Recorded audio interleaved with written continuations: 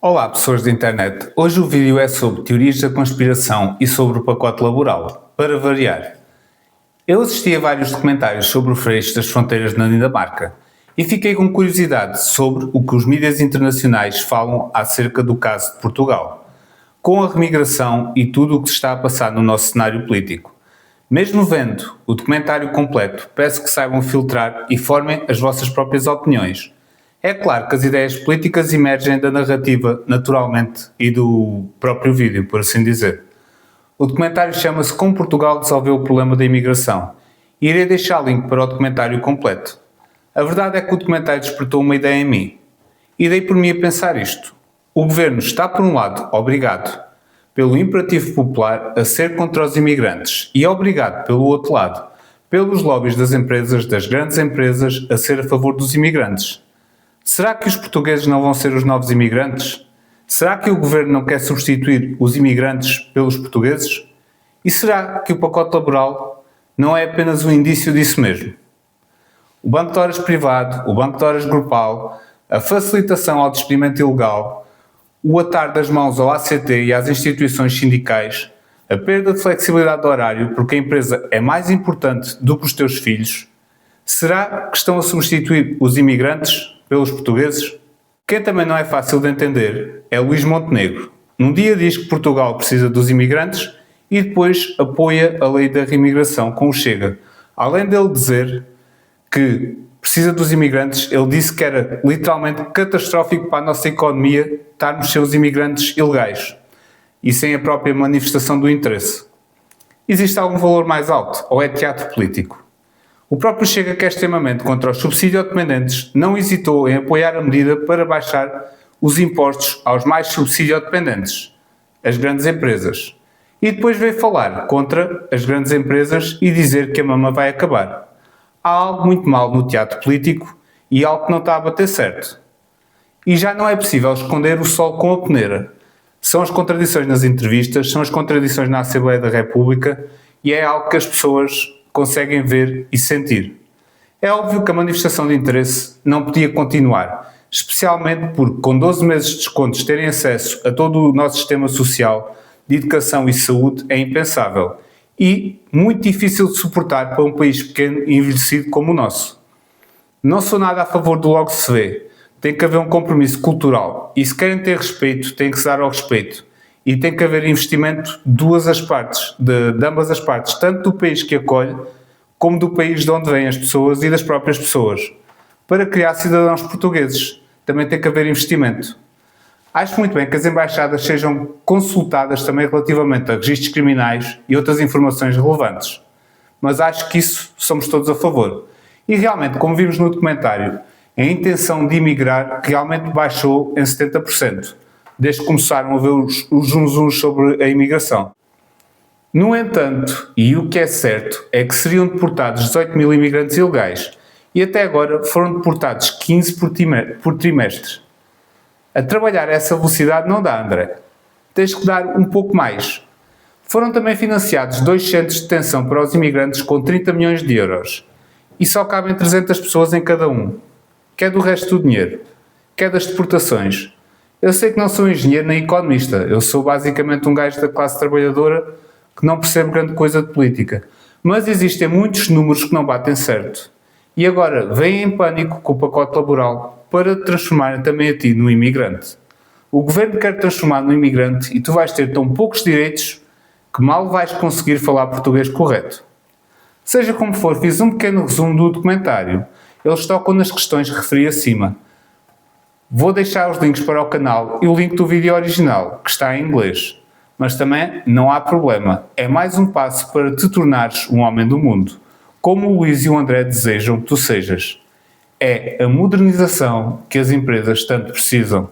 With the math that makes Portugal's immigration crisis look more like political theater than genuine policy. Portugal issued 340 expulsion orders in the second quarter of 2024. Guess how many they actually enforced? 15. That's right, 15 actual deportations out of 340 orders. With numbers like these, Portugal ranked as the second lowest in the entire European Union for expulsion orders, sitting just above Slovenia. Yet, somehow, this same country announced plans to expel 18,000 irregular migrants. It's in the legalization numbers that mainstream media barely mentioned. According to Info Migrants, between 2018 and 2022, Portugal legalized more than 86,000 South Asian nationals. In 2022 alone, 34,232 Indians and 23,441 Nepalese gained legal status through a system called manifestation of interest, essentially allowing undocumented workers to regularize their status after 12 months of Social Security contribution. Then, with the stroke of a pen on June 3, 2024, the government revoked Articles 81, 88, and 89 of Immigration Law 59/2017,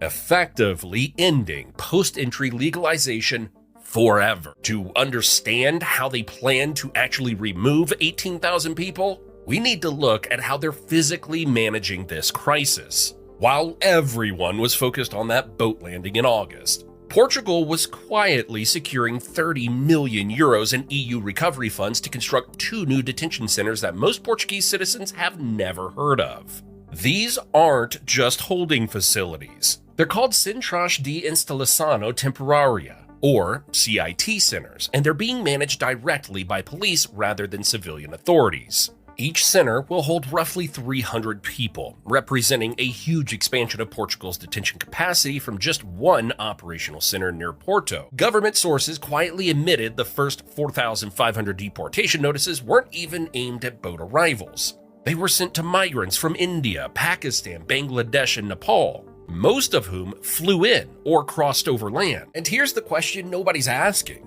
Why is EU pandemic recovery money being spent on detention centers instead of fixing Portugal's housing crisis?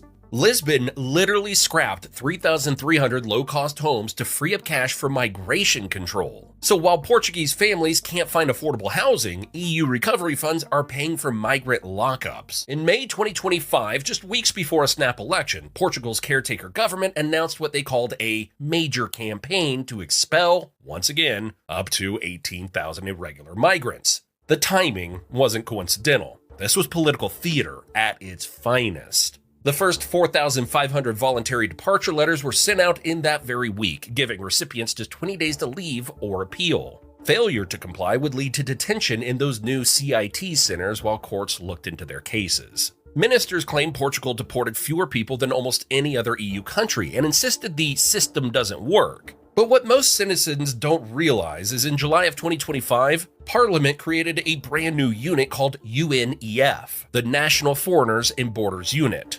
Overnight, border control, visas, deportations, and even reception centers were folded into the regular police. Translation: your local Portuguese cop just became an immigration enforcement officer. And the criminalization goes deeper than just creating new police units. The July reforms limited work visas to highly qualified migrants only and tightened family reunification rules. And this is where Portugal's immigration crackdown shows its biggest contradiction. The country desperately needs the very people it's trying to deport. Portugal faces one of Europe's fastest aging populations. In fact, in 2022, it was the fastest aging, with research finding that there were 182 elderly people for every 100 young people in the country. This demographic reality explains why Prime Minister Luís Montenegro warned that Portugal's economy would collapse without migrants, even as his government pursued mass expulsions. To many, it's a contradiction so intense it borders on economic self-sabotage. The numbers get even clearer when you look at the workforce. Migrants represent 15% of Portugal's total population, and they're concentrated in agriculture, tourism, and hospitality, sectors that Portugal's economy depends on. In June 2024, Portugal's Supreme Administrative Court ordered the new agency, called AIMA, to resolve cases within 90 days. The government allocated 6 million euros and hired over 300 new staff to form what they called a mission structure. By early 2025, they had processed more than 200,000 pending cases. Legalization numbers from 2023 show just how big the shift has been. 180,000 immigrants were legalized in a single year. But the July 2025 parliamentary reforms limited work visas to highly qualified migrants only, and completely scrapped the manifestation of interest system that had been responsible for legalizing those 86,000 South Asian workers. Now, here's the economic contradiction. Portugal eliminated legal pathways for the low-skilled workers that its agriculture, fisheries, and hospitality sectors depend on, potentially forcing these industries to operate with undocumented workers who can be exploited with lower wages and worse conditions. So, the question that really needs answering: did Portugal actually solve its immigration crisis? Well, the answer depends on whether you focus on the headlines or the data. Media outlets claim Portugal shut the door, portraying the August 2025 landing as a crisis was political theater. The net migration numbers show a hefty decline. Data indicates Portugal's net migration fell from 68,696 in 2022 to approximately 20,648 in 2024, a 70% collapse over that period. The 2025 expulsion campaign hasn't been reflected in official statistics yet, making it a bit too early to declare victory. Portugal's mass deportation plan, 18,000 people, actually looks small compared to other EU crackdowns. Portugal's immigration crackdown raises questions that reveal the gap between political rhetoric and practical reality. First, how many of those 18,000 targeted migrants will actually be deported? Given that only 15 out of 340 expulsion orders were enforced in the second quarter of 2024, the gap between government promises and administrative capacity is enormous. Fifth, is this entire crackdown an election strategy? Opposition leaders accuse the government of using immigration to distract from economic problems. The plan was announced days before a snap election and may be more about appeasing the far-right Chega party than implementing sustainable policy. Economic self-harm is a serious concern when migrant-dependent industries, including construction, tourism, hospitality, and agriculture, experience a labor shortage. The political theater trap is real. Immigration policies designed primarily for electoral impact rather than practical results often fail at both politics and policy. Voters eventually notice when promised deportations don't.